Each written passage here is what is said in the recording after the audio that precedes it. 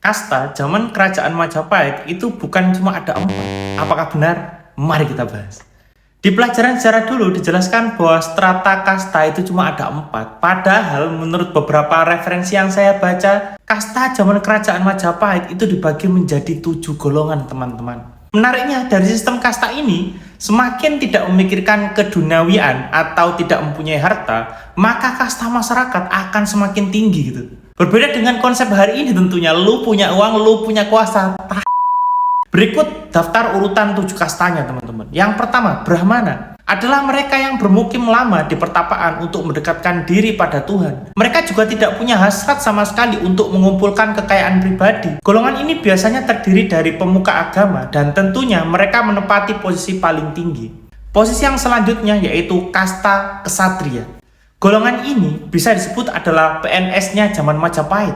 Biasanya terdiri dari Korea-Korea yang siap melenting kehidupannya. Bukan ya teman-teman ya. Jadi ini adalah golongan yang tidak diperbolehkan memiliki kekayaan pribadi. Tapi kehidupannya dijamin oleh institusi negara. Apabila melanggar, mereka disebut ksatria panten. Ksatria yang jatuh martabatnya. Konsekuensinya dia tidak boleh dilayani lagi dan kalau perlu dia harus dikucilkan. Sama kayak koruptor sekarang, tapi kalau sekarang tetap bisa nyalek ya guys ya. Dan kasta selanjutnya itu ada kasta waisa, teman-teman. Kasta waisa adalah golongan petani. Kenapa petani masuk ke dalam kasta yang lebih rendah dari 2 kasta sebelumnya? Karena petani biasanya sudah mempunyai harta berupa rumah, sawah, dan ternak. Kasta yang selanjutnya itu kasta sudra. Biasanya kasta sudra sering dijadikan bercandaan untuk menyebut kaum marginal yang terpinggirkan gitu. Padahal kaum sudra justru berasal dari kalangan saudagar kaya, orang yang memiliki kekayaan berlebih. Pikirannya selalu tentang keuntungan dan keuntungan. Dan kasta yang selanjutnya adalah kasta candala, yakni orang yang hidupnya dari membunuh makhluk lain. Ini biasanya profesinya adalah jagal, pemburu, aparat yang bertugas sebagai algojo pun juga masuk ke dalam kasta ini.